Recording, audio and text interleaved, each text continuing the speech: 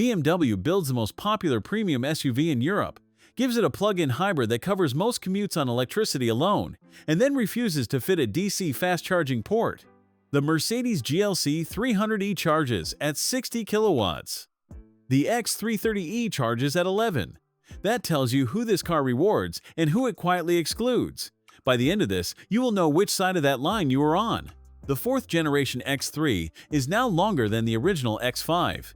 In Arctic Race Blue, a color developed for this generation, the proportions settle better in person than in photographs. There is no plastic cladding on the lower body. BMW deleted it, letting painted surfaces run uninterrupted to the sills. The front grille flows into the headlight signature without a visible border, a 5 Series detail that reads more expensive than the badge. At the rear, a dark trim strip runs between the tail lamps, pulling them into one horizontal read without a continuous light bar. The 30e rides 15 mm lower than the standard X3 thanks to the battery beneath the floor. 90 kilometers of electric range, around 56 miles, sits underneath, and the charging limitation is what makes the verdict complicated. The interior uses what BMW calls shy-tech. Air vents hide behind the dashboard and reveal themselves only through slim illuminated strips.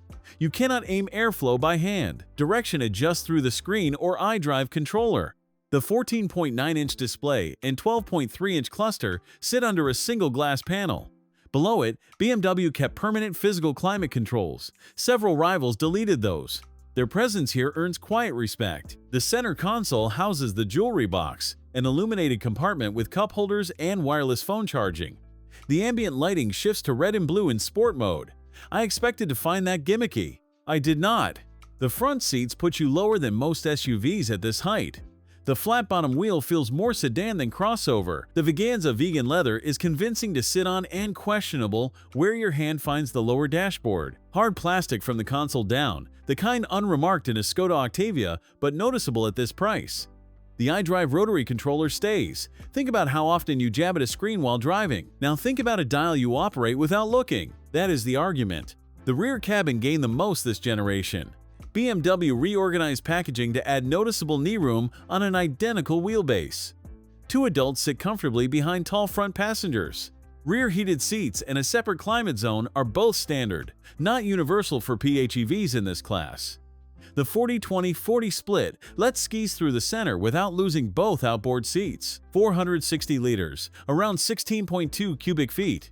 110 less than the non-hybrid X3 because the battery raises the boot floor. Charging cables have no dedicated compartment. They sit loose unless you use the luggage hooks and cable bags BMW provides. That is an oversight. The wheel arch cavities each contain a net pocket for small items. I have mentioned that detail in 3 boot walkarounds now, and every time the reaction is the same. That is actually a good idea.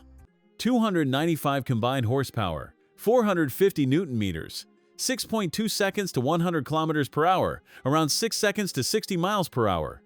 Faster than the non-hybrid X3, despite 170 extra kilograms. The battery under the floor lowers the center of gravity enough to improve turn-in and reduce body roll. That is the detail most reviews skip. 90 kilometers WLTP range, around 56 miles. Closer to 65 in cold weather, around 40 miles. AC only, 11 kilowatts maximum. 3 hours on a wallbox, no DC port. 76,900 Swiss francs with the show discount, 14,900 off catalog. This car includes the Innovation Pack, both M Sport packages, Driving Assistant Professional, Adaptive Chassis, and Tow Hitch. Whether that works against the GLC depends on your driveway. If you charge at home, the 30e is one of the best resolved PHEVs in its segment.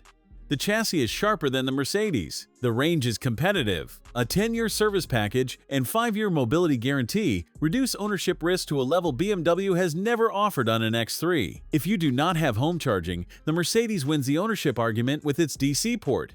The car is excellent. The charging decision is the flaw. Whether you forgive it depends on your infrastructure, not this car's ability, and on ability alone, it has very little to answer for.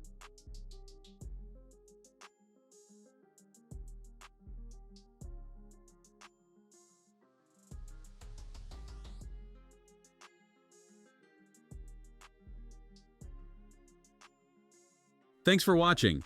If you enjoyed this video, Hit that like button and subscribe for more content just like this.